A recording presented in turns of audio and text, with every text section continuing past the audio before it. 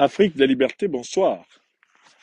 Juste une petite exclusivité sur Facebook, Franklin Nyamsi, pour partager avec vous l'émotion que je ressens après la défaite éclatante du régime Macron aux élections européennes en France et la dissolution annoncée de l'Assemblée nationale française par M. Macron. Je vous avais déjà dit que tous ceux qui ont fait profession de détruire les Africains, tous ceux qui ont fait profession de ne pas reconnaître l'égalité, la fraternité, la liberté de tous les peuples, je vous avais déjà dit qu'ils vont mordre la poussière partout sur la terre. Je voudrais vous appeler à constater ce qui se passe ce soir en France. Un parti au pouvoir, la Renaissance, qui était déjà en réalité dépourvu de majorité à l'Assemblée nationale, vient de se prendre une déculottée aux élections européennes.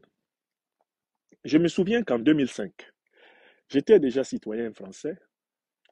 Lorsqu'il nous fut demandé si, en tant que citoyens français, nous acceptions la démarche adoptée par l'Union européenne dans sa construction et l'intégration au traité de Maastricht de la France. La majorité des Français, soit 55% de l'électorat, eh bien, votèrent non à cette question. Il était question de stopper la construction européenne qui se faisait en faveur d'une oligarchie financière, d'une oligarchie politique coupée des peuples et du triomphe de l'individualisme néolibéral. Malgré le vote négatif des Français, l'élite politique de droite et de gauche continua d'engager la France dans la construction d'une Union européenne oligarchique, impérialiste, dominant et écrasant les droits des gens et piétinant les souverainetés nationales. Aujourd'hui, en France, le bilan est là. Le régime de M. Macron vient de mordre copieusement la poussière aux élections européennes. Monte désormais en avant en France le parti de la droite extrême ou de l'extrême droite de Mme Le Pen, qui lui-même représente en réalité un chemin de désespérance pour la France. On voit donc que nous avions raison de dire qu'avant que l'actuel mandat de M. Macron ne soit achevé, les inconséquences dans lesquelles il s'est engagé partout dans le monde, et notamment en Afrique, elles lui seront remboursées ici, là, sur le terrain français. Ce soir, le régime macronien s'écroule dans les urnes. Et les élections législatives annoncées, sauf fraude électorale, car désormais cela n'est plus à exclure, seront une catastrophe totale.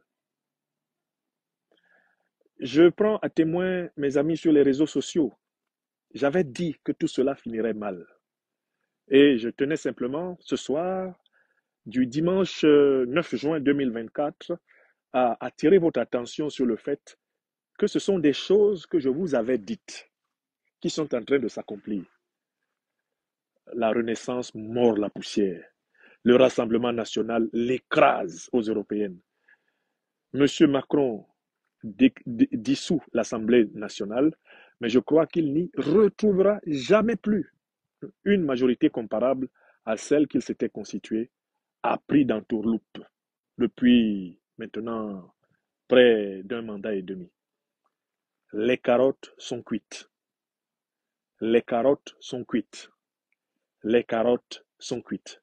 Bonsoir à toutes et à tous. Ce propos est en exclusivité sur notre page Facebook. Il sera rediffusé plus tard sur notre page YouTube. Vive l'Afrique des libertés. Vive les serviteurs de la MAT, la vérité justice, et notamment de la loi d'action-réaction, la loi karmique, qui, dans la langue de mes ancêtres Bantou-Bassa, s'appelle Temnigné. Rentre avec l'envoyeur, retour à l'envoyeur. Ainsi soit-il. Mbalayon me kalbe, et oui job.